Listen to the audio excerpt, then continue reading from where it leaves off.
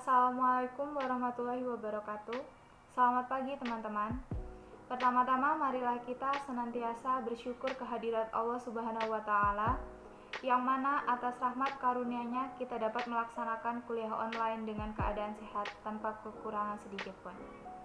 Yang terhormat kepada Bapak Fajri Arif Wibawa, MPD, selaku dosen pengampu mata kuliah IPS terpadu, dan tak lupa teman-teman yang saya banggakan. Kami selaku kelompok 4 akan mempresentasikan hasil diskusi kelompok kami yang berjudul Peranan Kewirausahaan dalam Membangun Ekonomi. Baik, sebelumnya perkenalkan nama saya Yustina Arini, NPM 202100034 sebagai moderator, dan rekan saya yang bernama Adelia Cynthia Putri, NPM 202100010, Widya Humaida, NPM 202100022, dan Sofi Rosita Aprianti, NPM 202100030. Baik, di sini saya akan menjelaskan slide yang pertama. Kreativitas. Pengertian kreativitas. Kreativitas merupakan kemampuan yang dimiliki seseorang untuk menemukan dan menciptakan suatu hal baru, cara-cara baru, model baru, yang berguna bagi dirinya dan masyarakat. Hal-hal baru itu tidak selalu sesuatu yang sama sekali tidak pernah ada sebelumnya. Unsur-unsurnya bisa saja telah ada sebelumnya, tetapi individu menemukan kombinasi baru, konstruktur baru, yang memiliki kualitas yang berbeda dengan keadaan sebelumnya. Jadi, hal baru itu adalah sesuatu yang bersifat inovatif. Kreatif memegang peranan penting dalam kehidupan dan perkembangan manusia. Kreatif banyak dilandasi oleh kemampuan intelektual seperti inteligensi, bakat, dan kecakapan hasil belajar, tetapi juga didukung oleh faktor-faktor efektif dan psikomotor. Menurut David Campbell, kreativitas adalah sesuatu kemampuan untuk menciptakan hasil yang bersifat baru, inovatif, belum ada sebelumnya, menarik, aneh, dan berguna bagi masyarakat. 2. Tahap-tahap kreativitas. A. Persiapan atau preparation.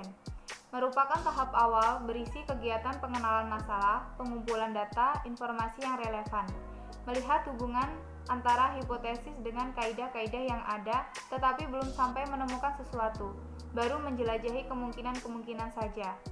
B. Inkubasi atau incubation. Merupakan tahap menjelaskan, membatasi, dan membandingkan masalah. Dengan proses ini, diharapkan ada pemisah mana hal-hal yang benar-benar penting dan mana yang tidak, mana yang relevan dan mana yang tidak. C. Iluminasi atau illumination. Merupakan tahap mencari dan menemukan kunci pemecahan, menghimpun informasi dari luar untuk dianalisis dan disintesiskan, kemudian merumuskan beberapa keputusan. D. Verifikasi atau verification. Merupakan tahap mentas atau membuktikan hipotesis apakah keputusan yang diambil itu sudah tepat atau belum. Baik, slide selanjutnya akan dijelaskan oleh rekan-rekan saya. Kepadanya saya persilahkan.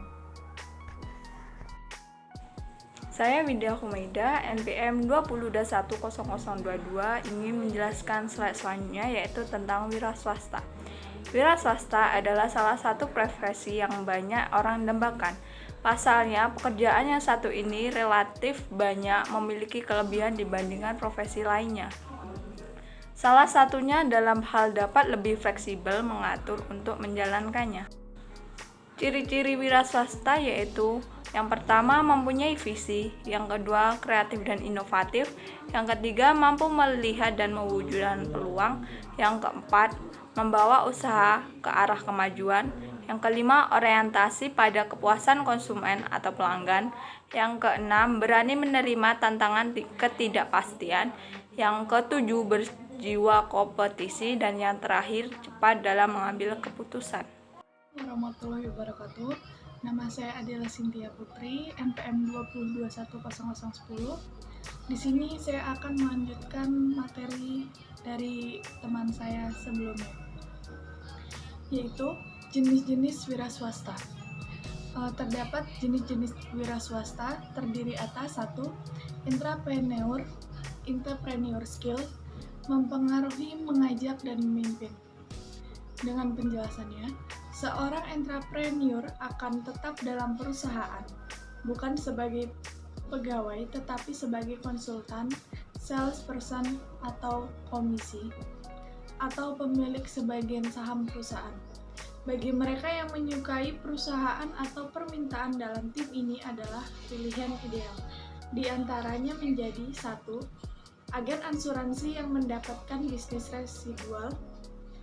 Yang kedua, agen sekuritas yang mendapatkan penjualan residual. 3. Pemasar jaringan mendapatkan komisi residual. 4. Manajer korporat mendapatkan opsi saham. Yang kedua yaitu extrapreneur skill atau kreatif dan menghibur. 1. Penulis lagu mendapatkan royalti dari lagu-lagu yang diciptakan. Lalu, aktor mendapatkan bagian dari acting. Yang ketiga, game designer mendapatkan royalti. 4. Penemu mendapatkan royalti. Yang kelima, membantu para selebriti mendapatkan presentasi keuntungan. Lalu, informateur skill yaitu mengorganisasi, menata, menyederhanakan, mengajar, dan lain-lain. Seorang infopreneur adalah mereka yang mendapatkan uang dari menjual informasi. Produk utama mereka adalah data, pengetahuan, keahlian, atau informasi khusus. Di sini mereka mengubah ide, pengetahuan, dan pengalaman menjadi uang kontan. Pengarang buku bisa mendapatkan royalti dari buku-buku yang ditulisnya. Konsultan marketing dapat mendapatkan presentasi tertentu dari laba atau penghasilan. Pemilik waralaba mendapatkan biaya franchise. Penciptaan software mendapatkan royalti. Penyediaan isi internet mendapatkan penghasilan dari iklan dan royalti. Yang keempat yaitu jenis wirausaha autopreneur. Autopreneur skill adalah menganalisis, menilai nilai tersembunyi, menanamkan model. Pengertian ini, model ini tidak seperti wirausahawan tradisional yang menciptakan bisnis dengan menjual objek yang berat dan keras. Autopreneur berusaha mendapatkan kepemilikan atas aliran otomatis pendapatan tanpa harus bekerja lagi.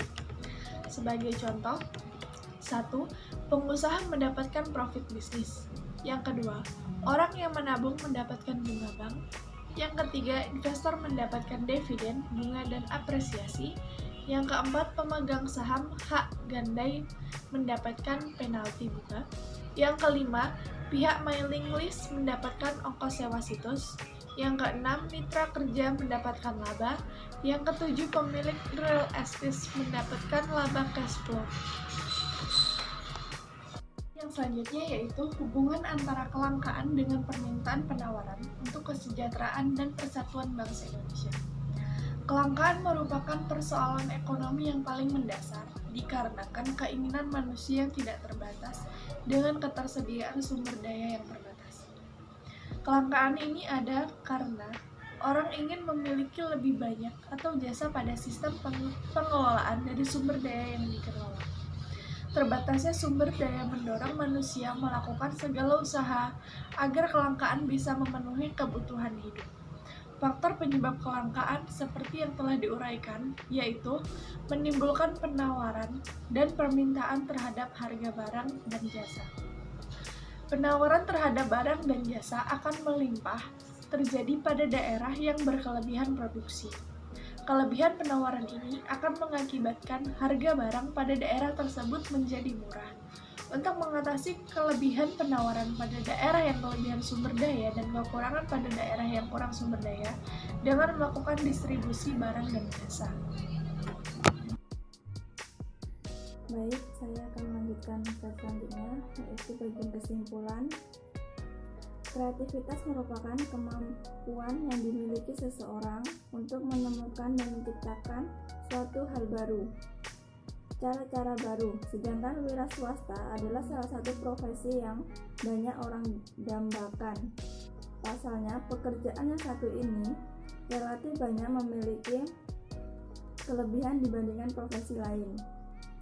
Kelangkaan merupakan persoalan ekonomi yang paling mendasar dikarenakan keinginan manusia yang tidak terbatas. Dengan ketersediaan sumber daya yang terbatasnya sumber daya mendorong manusia melakukan segala usaha agar kelangkaan bisa memenuhi kebutuhan hidup. Faktor penyebab kelangkaan seperti yang telah diuraikan di atas dapat menimbulkan penawaran dan permintaan terhadap barang dan jasa. Selanjutnya, integrasi ayat. Ayat yang terkandung dalam makalah kita yaitu surat Al-Jumu'ah ayat 10 yang bunyinya wa iza qudiyatil sholawatu fanu tashirul fi'ul ardi wa ubtahu mi fadlillahi wa uzkuru waha kasiran la'allakum tuflihun, yang artinya apabila sholat telah dilaksanakan maka bertebaranlah kamu di bumi, carilah karunia Allah dan ingatlah Allah banyak-banyak agar kamu beruntung. Baik, sekian presentasi dari saya kembalikan ke moderator. Baik, sekian presentasi dari kami. Jika ada salah kata saya mohon maaf, dan semoga ilmu-ilmu yang kami jelaskan dapat bermanfaat bagi kita semua. Saya akhiri, wassalamualaikum warahmatullahi wabarakatuh.